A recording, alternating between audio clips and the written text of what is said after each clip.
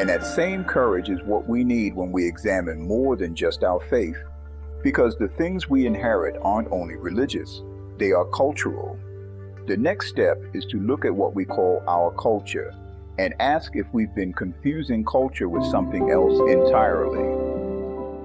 We often say, that's just our culture, but is it really? What if we've confused something we inherited with something that was intended? What if we're just repeating instead of reflecting? Tradition is what we inherit. Culture is what we create. Tradition is passed down, often without explanation. Culture is lived out with awareness and growth. So much of what we do, how we dress, how we marry, how we worship, comes from past generations. But do we know why we do it? Have we asked, does this still make sense for who we are today? Tradition gives comfort, it gives familiarity, it gives identity, it connects us to our ancestors, to our stories, to family pride, and that is not a bad thing. But tradition becomes a problem when it becomes unquestionable. When we follow rituals that no longer reflect reality, when we are more loyal to history than we are to truth.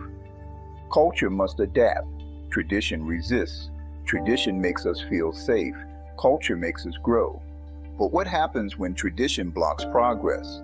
When women are denied education because it's tradition? When injustice is excused because that's just how it's always been? When harmful practices are kept alive simply because they are old?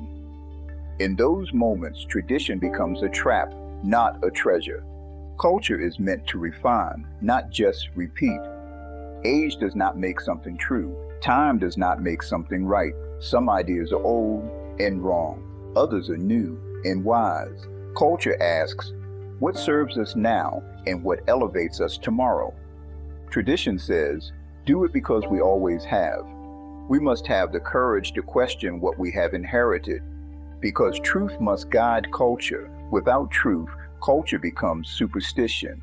Without truth, tradition becomes a museum of outdated ideas, not a living, breathing force of life. Respecting tradition doesn't mean being ruled by it.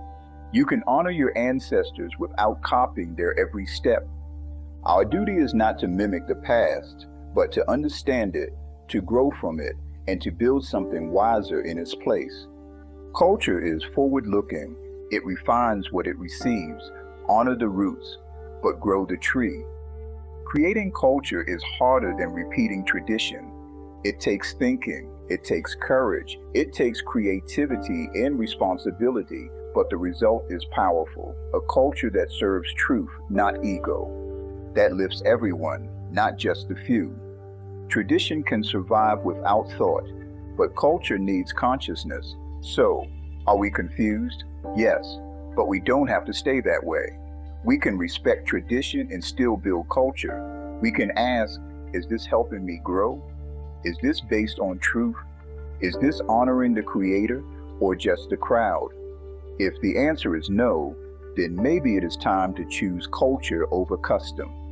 The moral is simple. Honor the past, but let truth lead the future. Because real culture is not what we inherit, it is what we create. Thank you for joining me for this episode of Beyond the Veil. And I'd love for you to be a part of this journey. Make sure you subscribe, share this video with a friend, and leave a comment to let me know what stood out to you.